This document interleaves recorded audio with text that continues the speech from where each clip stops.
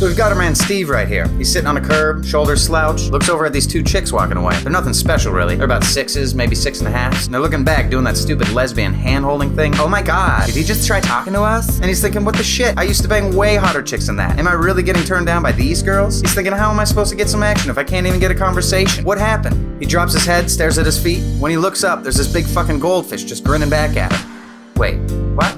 Let's just back up a little bit. What you gotta know about Steve is he's your typical guy. Does typical guy shit, like sports and short walks on the beach or whatever. But what Steve digs the most is that perfect cartoon ass, you know? The kind of girl really has to work for. Firm, tight, feels like a steak that's been cooked too long. Meaty to the touch. You just want to squeeze it like it's a fresh roll of bubble wrap. Why? Because you just can't help yourself.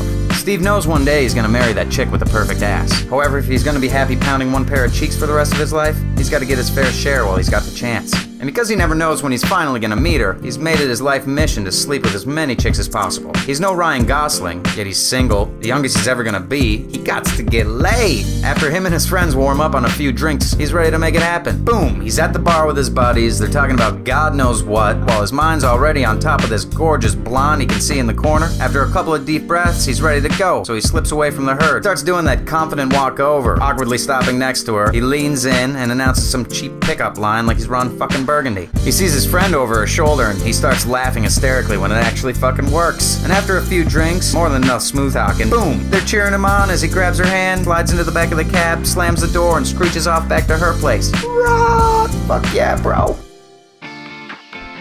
So check this out. Next day, he wakes up still hungover, grabs her number off the nightstand and stumbles over to the shady gas station next door where his friends are coming to pick him up. He just got laid, so he's feeling pretty good. While he's waiting, he grabs a Red Bull, decides to get a lotto ticket. Starts scratching, boom, guy wins the whole fucking thing. 18 million, and he takes the cash. Steve loses his fucking mind. All he can think about is how much tail he's about to get. He's out at Louis Vuitton getting new duds, picks up a new blacked out Beamer. Of course he gets a fucking castle with a jacuzzi the size of Rhode Island. Word gets out, boom, the hottest chicks are flying in like he's the next Hefner. They're arriving on buses, limos. He's standing on his balcony, looks up and sees 6 topless babes floating in on hot air balloons landing on the helipad he has on the east wing. To his left, DJs in the corners. On his right, there's a full fucking open bar. This place is going off. And get this, the sickest part is this huge fucking shower. I mean, this thing is a Roman bath. Hard tile floors, 6 jets streaming up the walls. You could wash a car in there. And he's smiling from ear to ear as groups of half-naked women start ripping his clothes off, grabbing his wrists, pulling him into the shower, while the last one slams the door behind.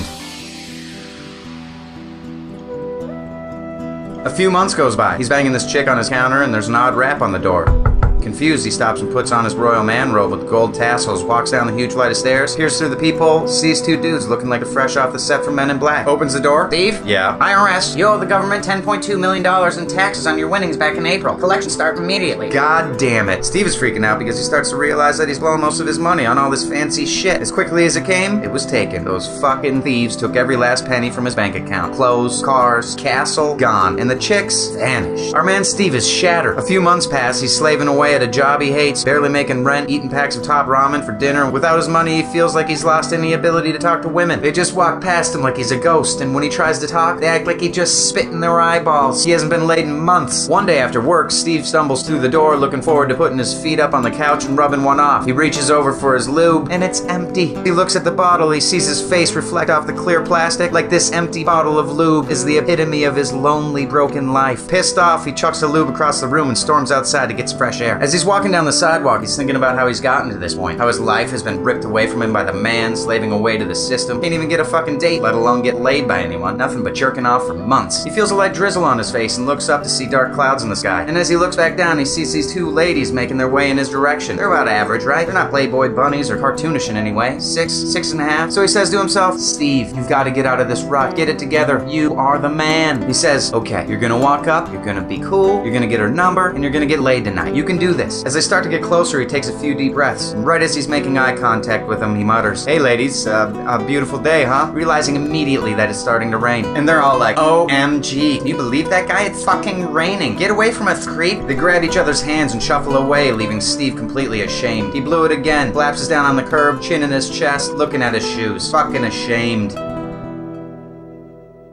As he's sitting there contemplating whether things will ever change, he looks up to see this goldfish grinning back at him. He notices the goldfish was in a bowl being held by a mysterious figure in a tan suit. The stranger places the bowl in front of Steve, leans in, and quietly whispers, "Take the goldfish." "The fuck?" says Steve. The stranger whispers even softer, "Take the goldfish." "Take it." Steve looks back down at the goldfish. He notices it has this strange smirk on its face, staring straight at him like it knows something's about to happen. He looks up, and the stranger was gone, vanished as suddenly as he appeared. It was just him and the goldfish. Steve doesn't know what the hell is going on. He has no idea who that stranger was or why he gave him this goldfish. Yet he couldn't help feel like something in his gut was just urging him to take it. So he did. Immediately after Steve took the goldfish, everything changed. Like a fucking fairy just sprinkled pixie dust all over his head. This unexplainable rush of confidence begins to flow throughout his veins. He gets up and sprints to the nearest bar. Goldfish in hand, bursts through the front door ready to hit on the first girl he sees. Once he steps inside, the whole place stopped and everyone was looking at him. Before Steve even gets a chance to do anything, the women at the bar are now uncontrollably hitting on him. Every girl he looks at, he's trying to get their name, they're going 50 Shades of Grey, you know what I'm saying? Boom! Steve is back!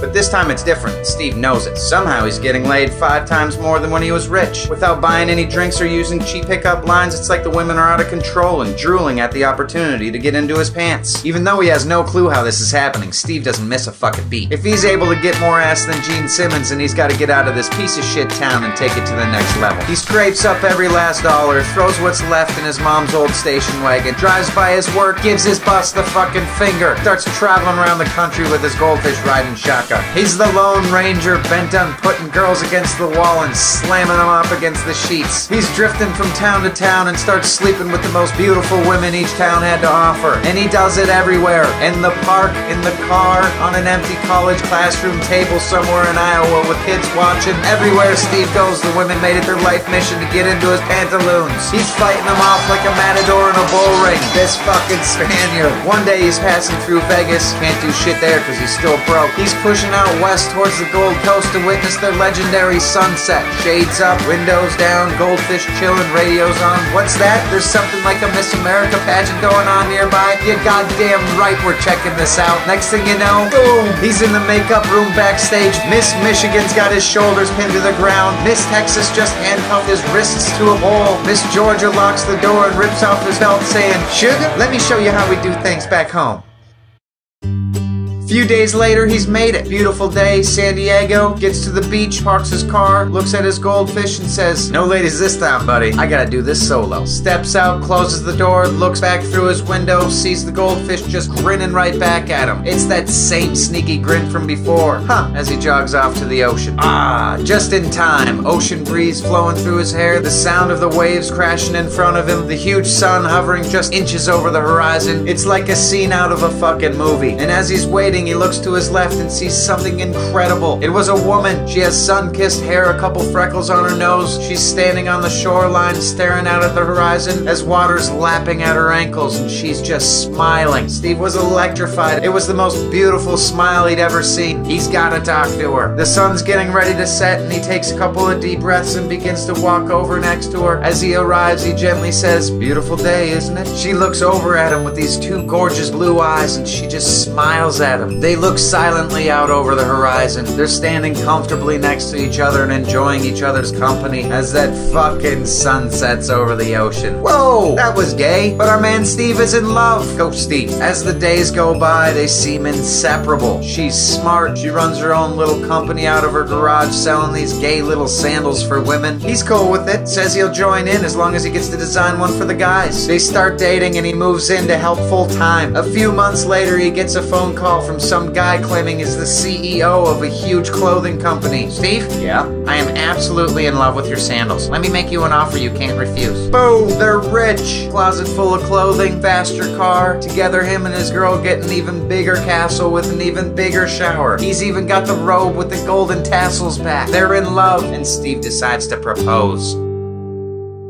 Right before the wedding, Steve thinks back on his retired quest for women with his goldfish. For some time, the goldfish was happily submerged in his bowl on the mantle of the fireplace. Steve has finally found the woman of his dreams, and he knows their time must soon be at an end. After giving it some thought, he decides that he'll donate it to a local pet store, where his special goldfish can be chosen by a new lucky owner. The pet store was a mile into town, and even though there were dark clouds in the sky, Steve decides he wants to walk with his goldfish one final time. As he's walking, goldfish in hand, something catches his eye. He sees a young man man sitting on a curb, chin tucked into his chest, his shoulders slouched, a scene that Steve remembers all too well. Steve looks down at his goldfish and they lock eyes. Steve saw something spectacular. It was that familiar grin, like the goldfish just knew something was about to happen. Steve didn't miss a beat. He walks over to the young man on the curb and gently sets the goldfish down, just like the stranger had done long ago. The young man looks up to see a goldfish just grinning right back at him. Steve leans in, whispers into the young man's ears, and drifts away. And as the young man stares into the eyes of the goldfish, he begins to get a welcome feeling right in the pit of his stomach, like something's about to happen.